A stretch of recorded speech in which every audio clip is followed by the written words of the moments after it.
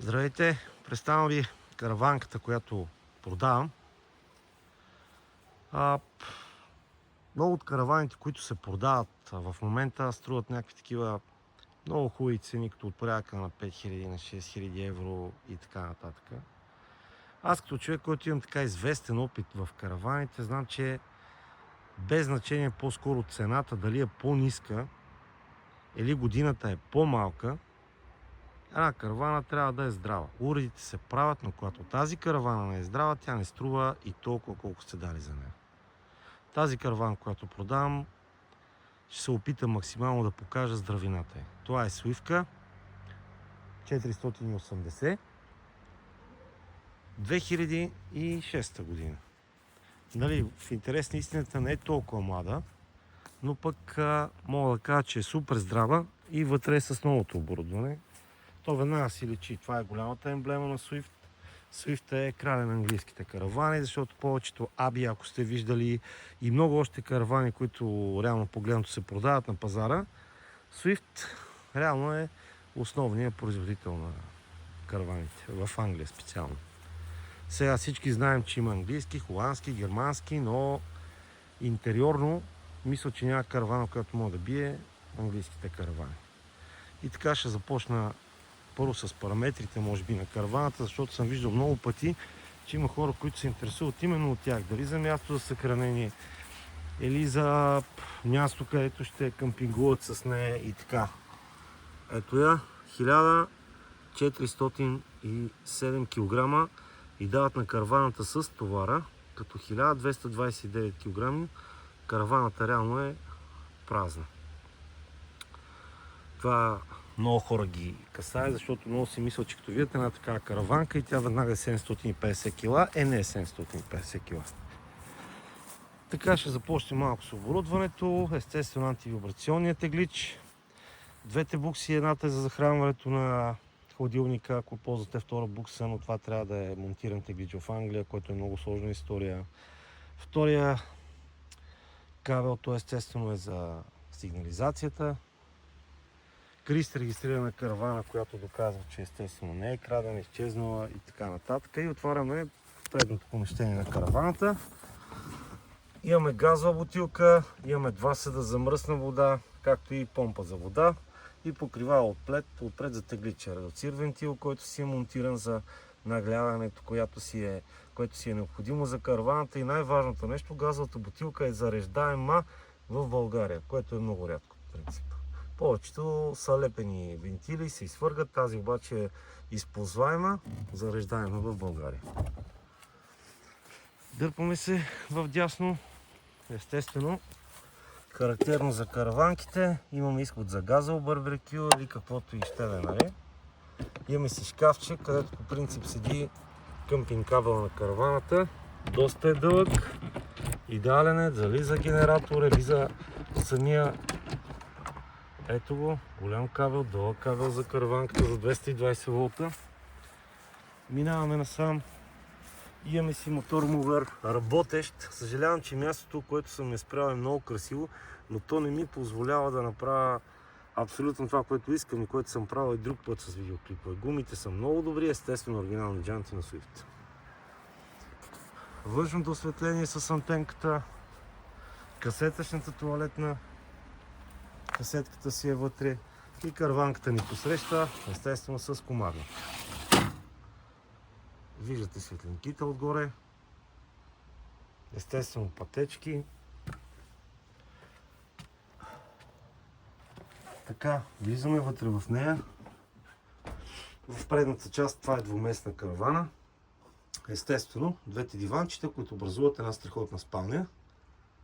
Светлини навсякъде, шкафчета, осветление, хеки две люки имаме.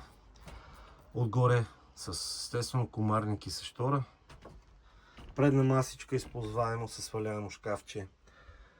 Штори, комарници, пердета на всички прозорци.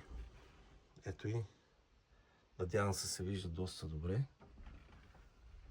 Аларма за изтечен газ за пожар.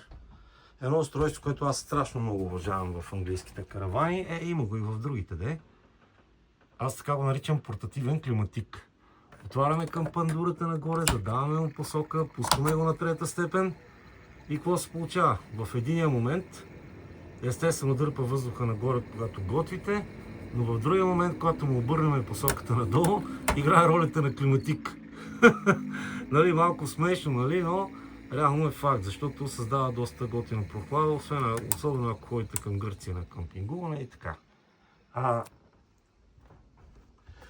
Отново се извинявам за това, че не мога да тествам абсолютно всичко. Аз съм го тествал да има просто на място. Той е един страхотен къмпинг в една красива гора. Много е готин този къмпинг, но за съжаление няма как да тествам тук абсолютно всичко. Разполагам с много малко време. И затова ще покажа караванката отгоре. Отопляема печка на газ и на ток с вентилация, която надявам ще се чуе, че работи. То не знам дали се чува, Аз я чувам, за съжаление. Чувам вентилатора, но няма как да се покаже. Задействане на бойлерчето, на печката на ток. Нали, отопляемата печка на ток. Какво друго да покажа? В момента работи на тяговата батерия. Така, хладилниче, малко по-нов тип. Нали, сега отново повтарям, нали, тази караванка е с новото си оборудване. Естествено, тук мога да я превключим на газ, на ток, на каквото си поискаме. Нали, сега ще го отворим и него, да го видим отвътре как е. Като чисто нов. Естествено. Много е хубав. Така, затваряме хладилничето. Имаме си естествено печица. Думите ви това, че се опитам да я тествам, да я запаля. С едната ръка ще държим от едната страна, другата от другата страна. Виждате, веднага задейства всичко. Естествено имаме си и грилче. Никога не ползвам, има само прах в него. И фурна, която също никога не е ползвана. Така, затваряме печицата. Така, отваряме следващото шкафче. Имаме масичката, която в повечето каравани липсва. Тук не липсва. Тук си е. И другото, което е доста красиво. Така ще снимам отгоре. Умивалника. С смивчица. Тоалетна. Виждате колко тоалетна красива, трудно казано. Но да речем функционална и душ кабинка. Страхотна душ кабинка с осветление вътре. Може да се ползва и като за простор, както виждате. Много е готина. Направо е супер тая душ кабинка. Виждате? Страхотна душ кабинка, естествено. Шкафченца, колко искате. Шторички, комарнички, отново имаме шкафчета, гардеробчета. Просто това е една малка двуместно, триместна каравана, по-скоро бих нарекал. Защото тук спокойно могат да спят, нали, примерно двама възрастни с едно малко детенце. Тази караванка ще й създаде страхотен уют на всеки един къмпинг, язовири, нали, кой където естествено би желал да къмпингува с нея. Естествено помещението се и затваря и се обособява отделно. Санитарно помещение и спално помещение, кухненско борче. Характерно за по-новото оборудване, нали, на по-следващото поколение каравани след 2002, тази е 2006, е, че винаги, когато видите 3 газови котлона, има и един на ток. Това е характерното за по-новото оборудване. Сега ще се опитам да покажа здравината на караваната. Ето стените. Никъде няма ремонтирано. Цветът е един и същ. Това е нещо много важно, ако искате да гледате и друга каравана. Защото в много случаи върху изнилите панели се слагат чисто нови, които задържат за известно време, докато не попият с вода, след което сдават багаж. Тук нямаме такова нещо. Имаме изцяло здрави панели. Второто нещо характерно за караваните, обикновено когато подадат, са ето тези ъгли. Не знам дали виждате. Ето показвам, обикновено подават когато изнима караваната, веднага си проличава. Веднага си проличава тук едно разкрачване, наличие естествено на влага и едно много голямо разстояние. Тук нямаме такова. Спокойно мога да кажа, че тази каравана е здрава. Сега ще погледнем и от тази страна. Така, това е компютъра на мотормовера. Ето виждате, тук никъде нямаме разкрачване на караваната, никъде нямаме наличие на вода. Нали, естествено ще легне и под нея отдолу, където да покажа абсолютно същото. Ето и по шкафовете, по ъглите отгоре. Спокойно може да се види, че... забравя да кажа, да, микровълновата печка. Имаме си микровълновата печка в каравана. Тя си е на 220 волта. Нали, отваряме и тези шкафове. Ето виждате, никъде няма проблемни места по караваната. Няма мухали, няма течове, няма лоши миризми. Няма нужда да се изпира, да се слагат чинийки, лъжички, панички и така нататък. Всъщност да прикриваме неща, които въобще не са толкова хубави всъщност. И така. Сега ще клекнем под караванката отдолу, за да покажем състоянието на караваната отдолу. И така.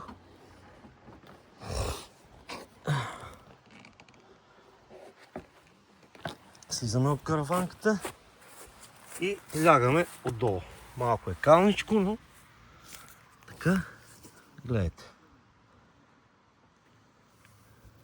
Едно от много специфичните места е именно захвата на шасито към пода на караваната, защото когато има луфт, тя е сцепила основната и носеща града и се отделя, повярвайте ми, може да стигне до 1 метър да се отдели караваната от шасито. Или ако шасито, примерно, е огънато, тогава по-добре и свърлете. Това са неща, които, независимо за коя каравана, човек трябва да обръща внимание. Ето, показваме, може да видите кал, може да видите всичко, но никъде няма да видите изнило или прецакано място. Втори начин за проба е когато удрете по стените. Когато една каравана е с изнила стена, повярвайте ми, това толкова здраво подавано вътре, че директно говори за проблем в караваната. Ето този удар. При изнила каравана, това директно влиза навътре. Подава като мек метал. Така. Влизаме в задната част на караваната. Ето. Абсолютно никакъв проблем. И отиваме и от другата страна, естествено.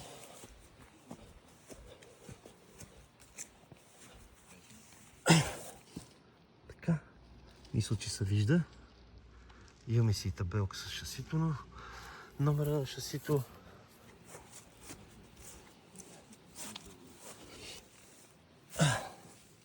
Ето и в предната част. По същия начин никакви следи от проблеми. Сега, хубавото е, нали, да покажеш хубавите неща на една каравана, че е здрава, че е функционална, че ще ви свърши работа. Естествено за тази година винаги ще има някакви дори козметични забележки и така нататък, които ще се опитам да ги покажа, защото има много хора, които са готови да дойдат от доста дълги километри и когато дойдат и погледнат една каравана, която не съответства на снимките, не е много приятно. Затова ще покажа минусите на караваната, да си ги знаете. Ето, това е минус. Това е минус.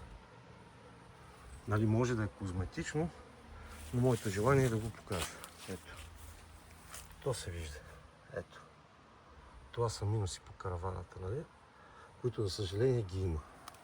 И ето, тук има лек фрапантна закачка някъде. Не е нещо фрапантно, но това е факт. По-добре да го покажа, отколкото някой да каже, ти защо не си го казал. И основното, което искам да покажа, ето тая лайсничка някъде е била опряна, ожулена и естествено и тази пантичка, тук е тяговата батерия с ключето панцера за мотормовера. Да, тя също има лек дефект. Леко изпукан и капака на бойлерчето. И така, това са минусите на караваната, показал съм ги. Ако някой има желание да заповяда, нека да дойде да я види. Никой не е казал, че трябва да я купи, нека да дойде да я види. Ще я тестваме, ще поговориме, ще пием по едно кафенце. Ако сключиме добра сделка, склонен съм естествено на някаква добра сделка, Може да стане веднага и може да бъде прекарана до всяка една точка в Европа тази караванка, стига да имате желание. И така, ако се нуждаете от някаква информация, или за оглед, или за каквото е било, не се колебайте, звънкайте. Благодаря ви, че изгледахте клипчето. Всичко добро!